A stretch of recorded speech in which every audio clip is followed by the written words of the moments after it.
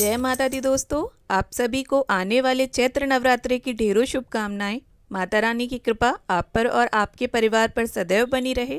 इसी मंगल कामना के साथ आज के इस वीडियो में मैं आप सभी के लिए नवरात्रि की बहुत ही सरल पूजा विधि लेकर आई हूँ। तो देखिए, शक्ति की साधना का सबसे बड़ा पर्व होता है नवरात्रि, और शास्त्रों के अनुसार सनातन धर्म में कुल 4 तरह के नवरात्रे होते हैं, जिसमें चैत्र माह के नवरात्रे, शारदीय नवरात्रे और इनके अलावा 2 और नवरात्रे होते हैं, जो एक माघ मास में आता है, एक आषाढ़ मास में। और इन दोनों नवरात्रों को गुप्त नवरात्रे बोला जाता है। और गुप्त नवरात्रे के जो नियम हैं वो बहुत ज़्यादा कठिन और जटिल होते हैं, जो गृहस्थों के लिए निभा पाना काफ़ी मुश्किल हो जाता है। तो जो चैत्र नवरात्रे और शारदीय नवरात्रे होते हैं वो गृहस्थों के लिए सर्वोत्तम होते हैं। तो यहाँ पर मैं आप सभी को इस वीडियो के माध्यम से चैत्र नवरात्रे की बहुत ही आसान स्थापना और पूजन करके दिखाने वाली हूँ।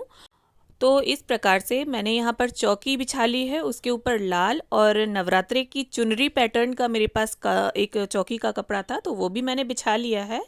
और देखिए, अगर आपके मंदिर में इतना स्पेस है कि माता रानी की स्थापना, कलश स्थापना और ज्वारों की स्थापना आप कर सकते हैं वहाँ पर, तो आप ये स्थापना अपने मंदिर में भी कर सकते हैं।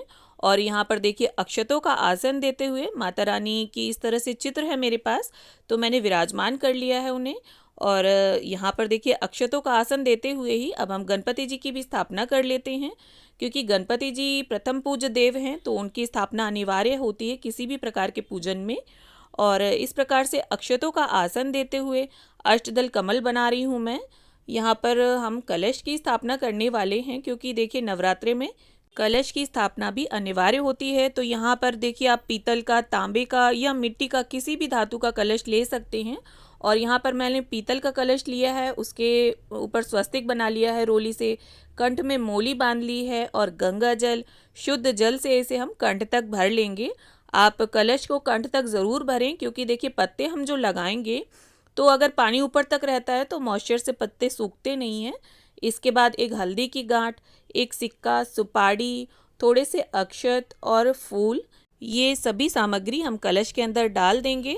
अब देखिए, हम यहाँ पर श्री कलश की स्थापना करेंगे। नवरात्रों में श्री कलश की ही स्थापना होती है। तो यहाँ पर हमें एक नारियल चाहिए होगा। यहाँ जटा वाला नारियल लें आप, और उसको हिलाकर देख लें, पानी होना चाहिए उसमें। और इस प्रकार से नारियल वाली चुनरी मिलती है नवरात्रि के टाइम, काफ़ी आसानी से ये मिल जाती है, तो मैंने वो ली है। आप चाहें तो कलावा भी लपेट सकते हैं, या नॉर्मल चुनरी भी आप इसमें लपेट सकते हैं। और यहाँ पर मैंने 5 अशोका के पत्ते लिए हैं, उन्हें रोली से टीक लिया है। आपको अगर आम के या पान के जो भी पत्ते आप लगाना चाहें वो लगा सकते हैं। और यहाँ नारियल का मुख मैंने ऊपर की ओर रखा है, आप चाहें तो अपनी ओर भी रख सकते हैं। इसके बाद एक शुद्ध देसी घी का दीपक हमें प्रज्वलित कर लेना है। और यहाँ पर अगर आप अखंड ज्योत प्रज्वलित कर रहे हैं तो माता रानी के दाहिने हाथ के साइड में उसे स्थापित करें। और इसके बाद अब एक पूजा के पात्र में मैंने यहाँ पर रोली से स्वास्तिक बना लिया है। तो देखिए, जहाँ पर भी आप माता रानी की स्थापना करने वाले हैं वो जगह साफ़ सुथरी हो, डिस्टर्बेंस ना हो, क्योंकि पूरे 9 दिन के लिए हम माता रानी की स्थापना करते हैं। तो एक बार आप डिसाइड कर लीजिए, और 9 दिन तक वो चौकी हिलाई नहीं जाती है। और आप कोशिश करें मंदिर में या मंदिर वाले कमरे में ही माता रानी की स्थापना करें। तो इस प्रकार से यहाँ जमुना जी की बालू थी मेरे पास, और एक मिट्टी के कुंडे में मैंने वो बालू डालकर उसके अंदर जौ डालकर ज्वारों की स्थापना कर ली है। और अगर आप चाहें तो जौ की जगह पर गेहूँ, अगर आपके यहाँ बोए जाते हैं तो आप गेहूँ बो लें। और इसके बाद गंगा जल और फूल की सहायता से, स्नान की भावना से हम सभी को छींटा दे देंगे। और जो ज्वारे हमने बोए हैं उनमें भी हल्का हल्का पानी डालकर उन्हें सींच लेंगे। देखिए, ज्वारों में बहुत ज़्यादा पानी नहीं भरना है आपको, थोड़ा थोड़ा ही पानी हर रोज़ आप डालें। और इसके बाद स्नान के बाद जिस तरह से वस्त्र पहने जाते हैं, ठीक उसी प्रकार से गणपति जी को वस्त्र की भावना से मैंने कलावा अर्पित कर दिया है। अब हम जनेऊ अर्पित कर देंगे। देखिए, अगर जनेऊ ना हो आपके पास तो कोई बात नहीं, आप सिर्फ कलावा ही अर्पित कर दीजिए। और देखिए, अगर आप ज्वारे बो रहे हैं तो ज्वारों में साक्षात माता रानी का वास माना जाता है, तो आप ज्वारों का देख रेख बहुत अच्छे से करें पूरे नवरात्रि में। और इस प्रकार से लाल रंग का गुलाब और दूब घास और सूरजमुखी का फूल हम गणपति जी को अर्पित कर देंगे।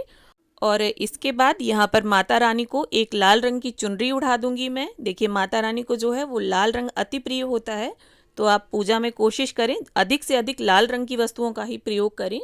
और देखिए, इस चौकी की स्थापना के लिए, माता रानी के पूजन के लिए ज़रूरी नहीं है कि आप 9 दिन व्रत रहें। आप परवा और अष्टमी का व्रत रहकर भी ये स्थापना और पूजन कर सकते हैं। तो इस प्रकार से अब हम गणपति जी का, माता रानी की सवारी जो है सिंह उनका, और माँ दुर्गा के अस्त्र शस्त्रों का, वरुण कलश देव का, ज्वारों का, दीपक का, चंदन, रोली, अक्षत, पुष्प समर्पित करते हुए पूजन कर लेंगे। तो यहाँ पर जो मेरे पास चित्र है उसमें वैष्णो माता की तीनों पिंडियाँ, जिनमें देवी महाकाली, देवी महालक्ष्मी और देवी महासरस्वती, तो ये तीनों भी विद्यमान हैं। तो इनका भी हम साथ में पूजन करते चलेंगे। तो नवरात्रे के ये जो 9 दिन होते हैं, इनमें चारों तरफ माता रानी की झांकियाँ और उनके भजनों से जो रौनक होती है वो देखने लायक होती है। जगह जगह माता रानी की झांकियाँ सजी होती हैं और माता रानी के मनमोहक रूप को ऐसा लगता है कि निहारते ही रहें, नज़र हटाने का बिल्कुल भी मन नहीं करता। तो अगर आपके घर पर ही फूल वाले पौधे हैं या गार्डन में फूल हैं, तो डेली आप 9 दिन अपने गार्डन या पौधे से फूल तोड़कर माँ को ताज़े फूल अर्पित करें। और अगर घर पर उपलब्ध ना हो तो मंदिरों के बाहर जो माली बैठे हैं उनके पास पूरे 9 दिन बड़े आराम से फूल मिल जाते हैं। अब इसके साथ ही यहाँ पर माता रानी को हम 16 श्रृंगार चढ़ा देंगे, और आप ये या तो पहले दिन चढ़ा दें या लास्ट वाले दिन चढ़ा सकते हैं। और साथ ही सभी को हम इत्र अर्पित कर देंगे। अब इसके साथ ही घर पर जो भी ऋतु फल उपलब्ध हों, मेवे, मिठाई, बताशे, इन सभी चीज़ों का भोग माँ को अर्पित करें। और अगर कुछ भी ना हो तो आप सिर्फ बताशे का भोग भी अगर माता रानी को प्रेम पूर्वक लगाते हैं तो माता रानी उसे स्वीकार कर लेती हैं, क्योंकि माँ अपने बच्चों की सेवा की भावना और सिर्फ प्रेम को ही देखती हैं। तो देखिए, जो भी भोग आप अर्पित करें, देखिए बताशे ना हो तो बताशे की जगह आप मिश्री का भी भोग अर्पित कर सकते हैं, और साथ में जल जरूर भर कर रख दें। अब देखिए, हमें इसके बाद एक छोटा सा हवन करना होता है। आप इस तरह से मिट्टी की सराई भी ले सकते हैं, या ये धूनी वाला हवन कप आता है मिट्टी का, उसे भी आप ले सकते हैं। और देखिए, यहाँ पर मैंने गाय के गोबर के उपले लिए हैं। मार्केट में ये आसानी से उपलब्ध हो जाते हैं, तो आप इन्हें इकट्ठा लेकर रख लें, पूरे 9 दिन का काम चल जाए इतना। और इसके बाद इस उपले को हमें सुलगा लेना है, और 5 आहुति सबसे पहले हमें घी की देनी है। और इसके बाद जो भी हमने भोग नैवेद्य अर्पित किया है, सभी की आहुति आप इस अग्नि में दें। तो नवरात्रे में जो जो अनिवार्य स्थापना और पूजन है, मैंने इस वीडियो में आपको वही करके दिखाया है। तो यहाँ पर अगर आप चाहें तो बीच बीच में हवन सामग्री की भी आहुति दे सकते हैं, और चाहे छोटा सा ही आप हवन करें, पर करें ज़रूर, क्योंकि इसके द्वारा जो भोग प्रसाद है वो सीधे माँ को स्वीकार होता है। क्योंकि ऐसा माना जाता है कि हवन में दी गई आहुतियाँ सीधे ईश्वर तक पहुँचती हैं। और अंत में मुख शुद्धि के लिए एक इलायची के जोड़े की और इस प्रकार से एक लौंग के जोड़े की घी में डुबोकर आप आहुति ज़रूर दें। और भोग में भी जो भी आप भोग रखें उसके ऊपर एक लौंग का जोड़ा ज़रूर रखें, और इस बात का भी ध्यान रखें कि साबुत होना चाहिए। और देखिए, मार्केट में इस तरह से हवन कप भी आते हैं, आप उन पर भी आहुतियाँ दे सकते हैं।